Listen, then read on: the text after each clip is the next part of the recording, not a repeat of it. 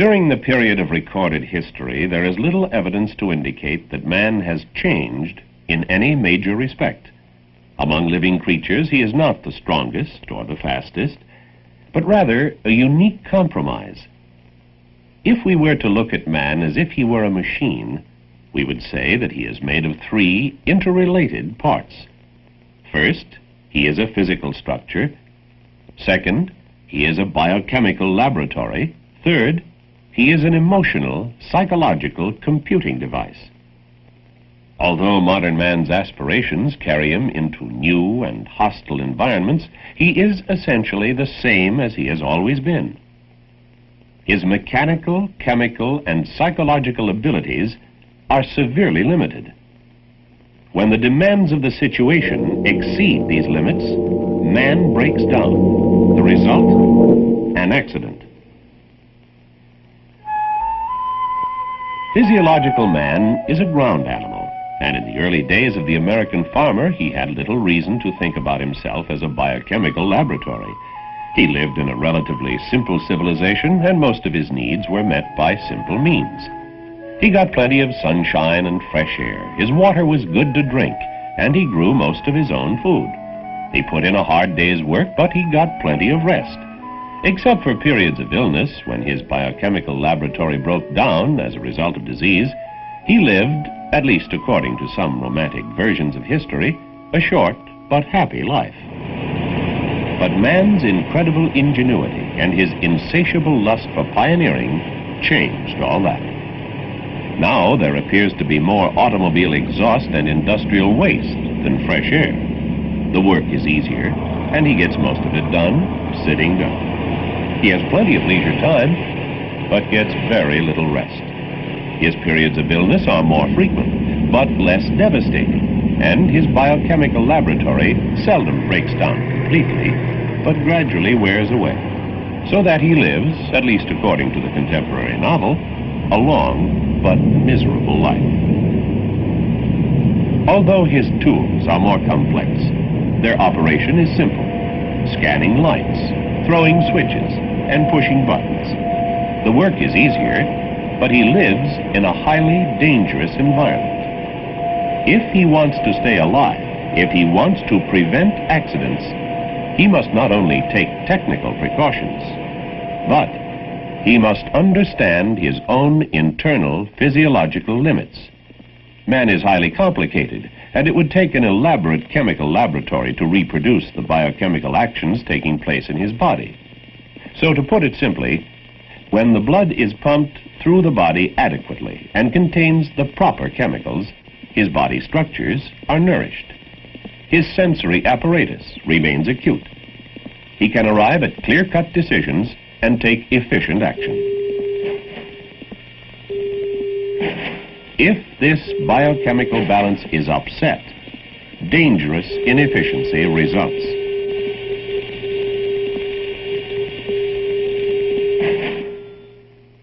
Man's most immediate chemical need is for the oxygen in the atmosphere. Without it, life can be sustained only a matter of minutes. He needs oxygen for the production of energy. He takes it into his lungs, and from there, it goes into his blood, while the unwanted waste product, carbon dioxide, comes out of the blood and is discharged into the air.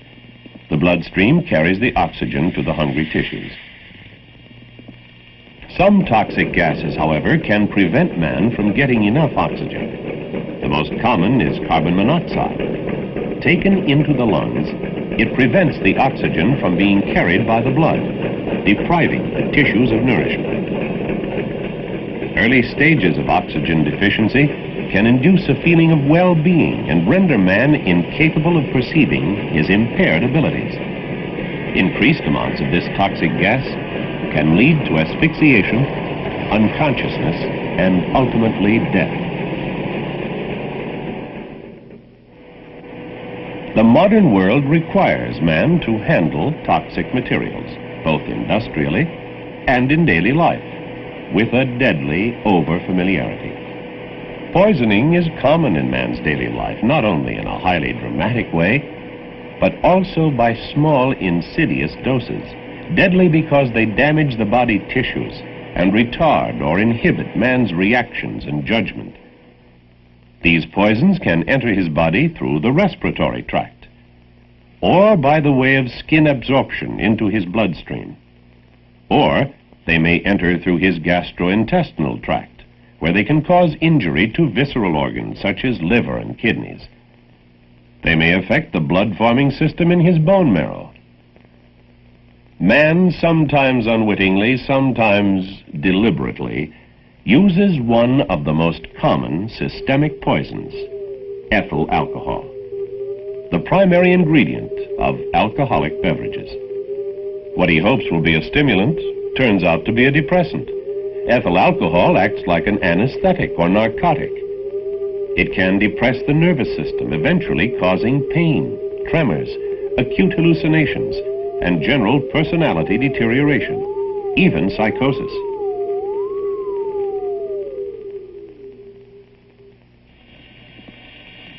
Proper nourishment is essential. Without it, the tissues may become dehydrated. Waste products build up in the bloodstream with nothing to displace them. The blood flows like a sluggish stream full of mud and debris, barely moving. This reduces man's efficiency and causes errors in his judgment. Similar malfunctions of man's body can occur during illness, and even medication may be a contributing factor. And this can be further complicated by self-medication. Perhaps one of the most frequently violated limits of man is his need for rest. Fatigue probably causes and contributes to more accidents than any other single factor. Fatigue may be brought on by either too much or too little physical activity.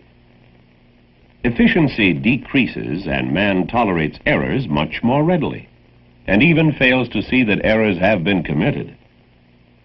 After 48 to 72 hours without sleep, the body becomes extremely inefficient. Man grows highly irritable, and he is apt to fall asleep involuntarily at any moment.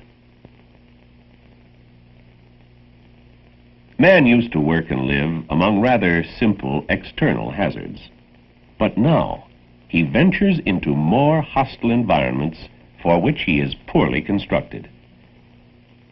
Man's body is built to function under the pressure of the atmosphere at sea level. Lack of pressure at high altitude can cause the release of gas bubbles as the liquids in his body evaporate. In effect, they boil, and this may lead to collapse. Even his breathing 100% oxygen cannot prevent it. Too much pressure creates a crushing effect, such as experienced by an astronaut under the force of great acceleration. These G-forces cause incapacitation by slowing down or stopping the flow of blood. Although excessive heat or cold can destroy body cells, man can, with the aid of his technical skill, function over a wider range of temperature than any other animal. But no matter where he exists, he must maintain a constant body temperature of 98.6 degrees. A rise of 5 degrees results in high fever, possible delirium. A rise of only 3 more degrees, and death may result.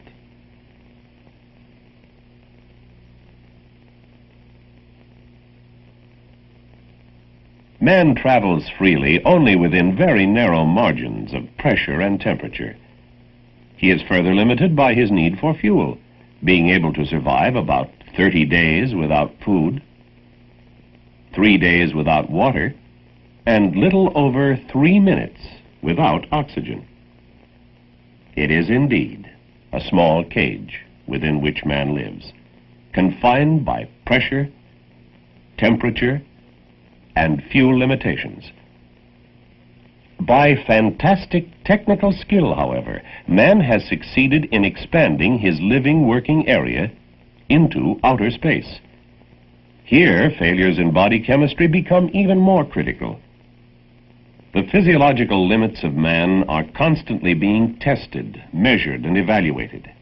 Today, great task forces of scientists are at work, creating and developing a ground environment for man to take with him when he leaves the Earth in a capsule or penetrates it in a silo.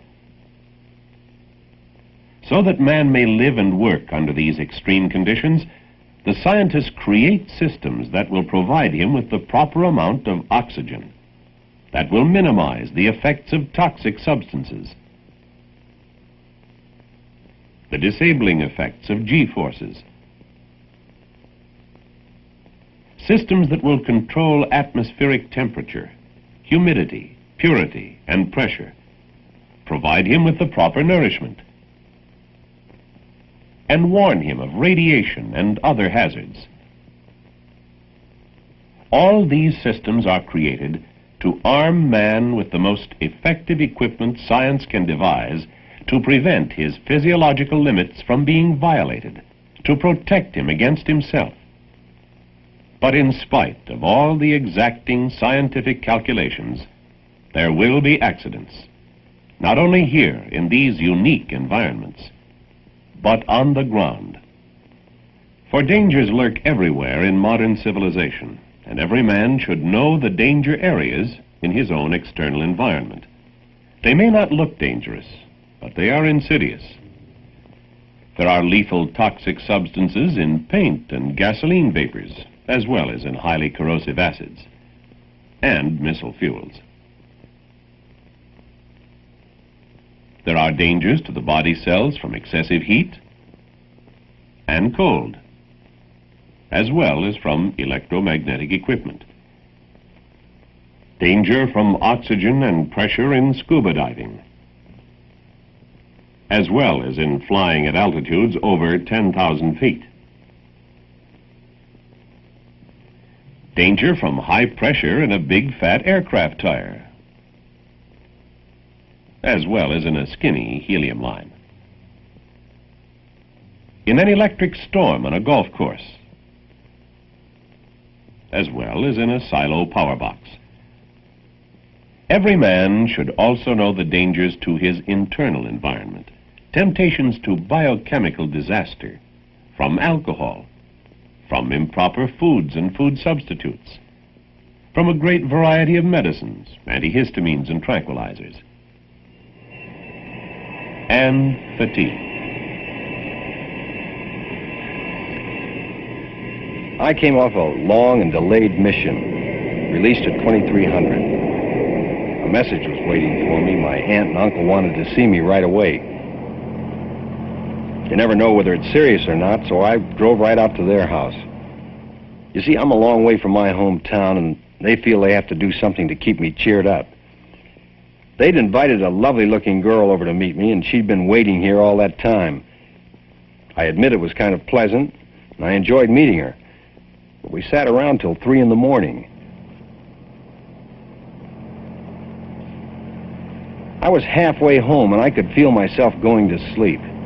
But I kept saying, only 3 more miles to go. The last thing I remembered was a slow-moving, oncoming car with just one very bright light. I thought I'd pulled over to the right-hand side of the road.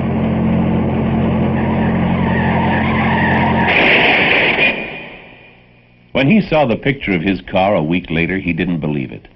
The car had crossed the center line and gone off the left side of the road and plowed into a palm tree.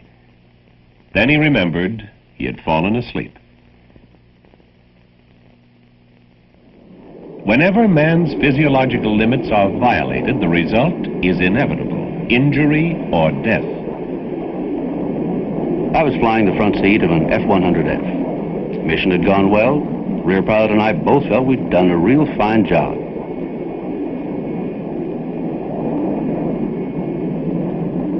He was in the habit of taking off his mask to enjoy that well-earned cigarette. And that's what he was doing when it happened. We were at 29,000 feet when, without warning, the canopy blew. I looked back for a split second and saw his scarf blowing around. I sensed he was in trouble. I declared an emergency and let down as fast as I could.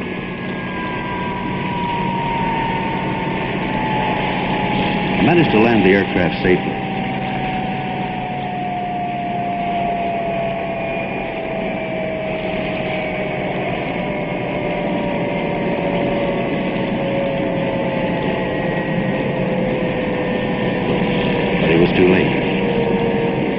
was dead on arrival. Apparently, when the canopy blew, his scarf had become entangled in his headrest because of the slipstream and had strangled him to death.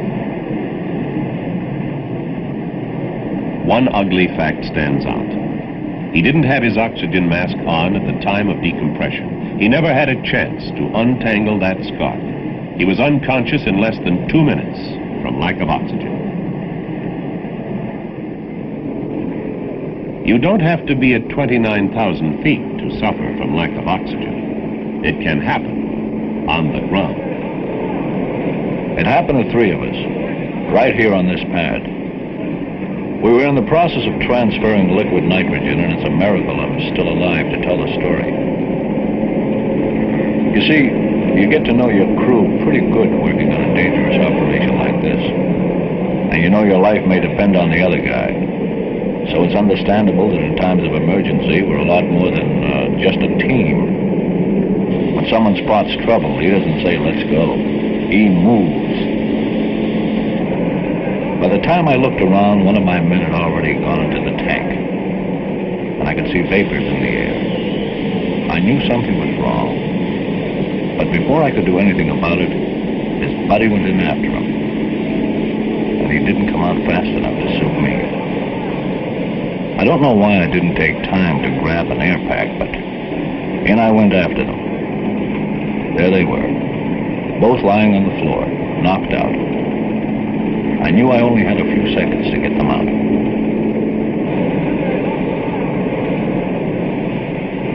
Well, it wasn't my heroics, but the fact that I held my breath until I shut off the valve that saved all our lives.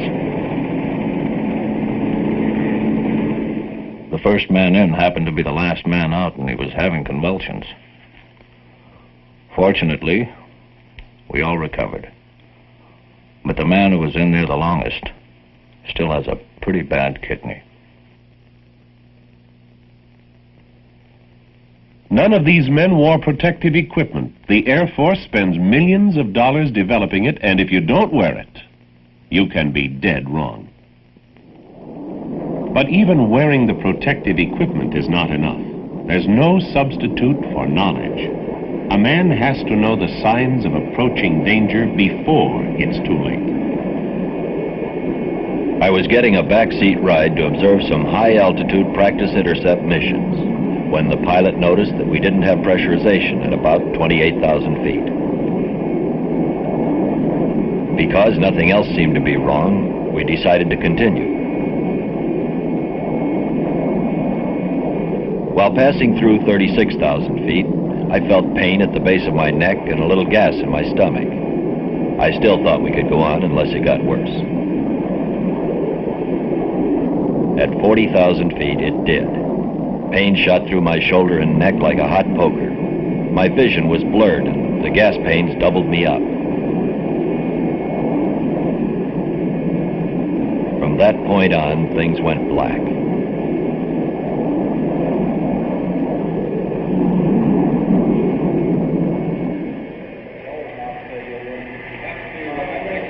Rest at ground level wasn't enough to revive me. So they put me under heavy pressure in a recompression chamber.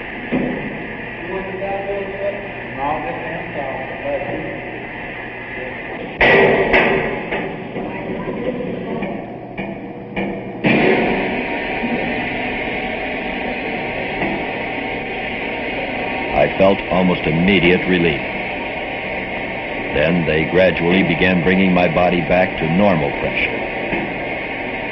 36 hours later, that chamber had saved my life.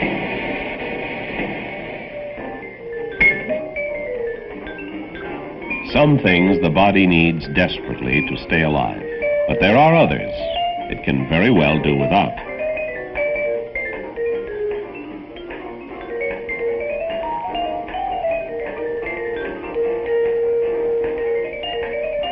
By midnight, the card game was over. We got a little restless and went into town.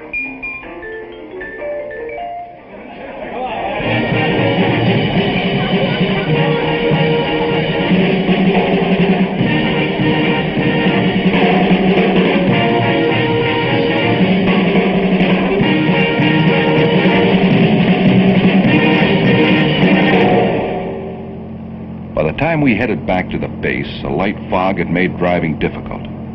We were feeling no pain. We were traveling at a pretty good speed when several big trucks came across the bridge. Our driver moved off to the right a little too far, then crashed into the bridge foundation.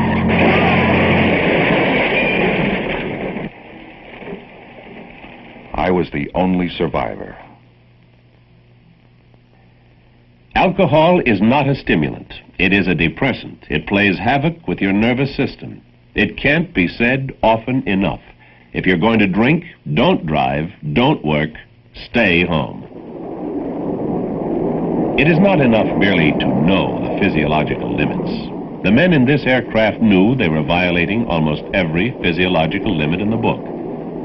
They were on an extended mission, and approximately 1 hour after takeoff, had experienced uncontrollable heat in the forward compartment. At times during the first 13 hours of flight, the crew was exposed to temperatures estimated at 125 to 160 degrees. It was hot, and the cockpit was like a sweltering oven. You know, the zipper on my flying suit was so hot it burned my fingers even through my gloves.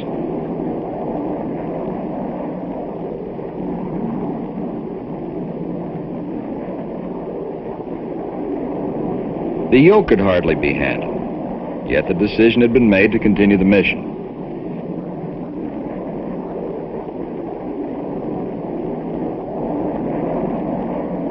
We alternated going downstairs to the navigator station to cool off before going back on duty.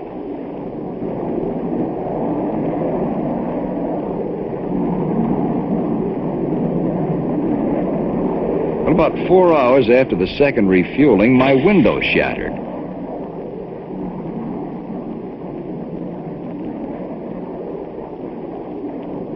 And the flight had to be continued without pressurization. Soon after that, the co-pilot began to experience severe stomach cramps. The navigator suffered intense pain in his knee, so we decided to drop down to 12,000 feet. Well, at this point, the flight was in the soup. Everybody was so worn out from fatigue that we all began making errors. A positive fix was difficult to obtain. Fuel consumption was high, so high that there was doubt as to whether we could make the next refueling point. Although there was an emergency in the making, we didn't declare it until a little too late. A strip alert tanker was launched, but before contact could be made, we ran out of fuel. The bailout sequence began at 7,000 feet. 5 ejected and 3 bailed out.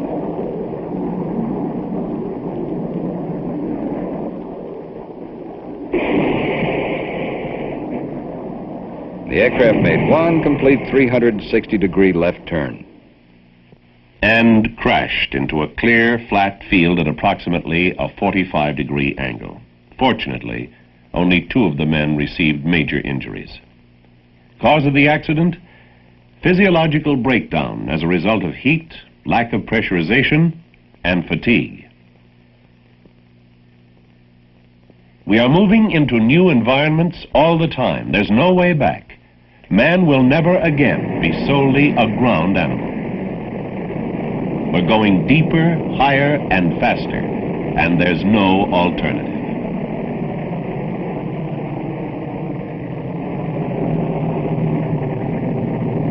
Know and accept your physiological limits and stay alive.